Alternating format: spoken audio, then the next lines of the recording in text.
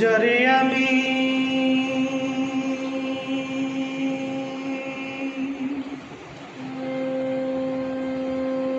যতন করে রাখতাম বুকের উপরে, আজ তাহারে রেখে এলাম মাটির কবরে।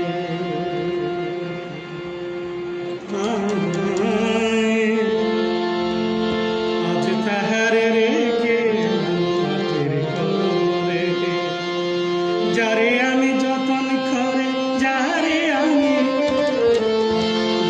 আমি যতন করে রাখতাম বুকের উপরে,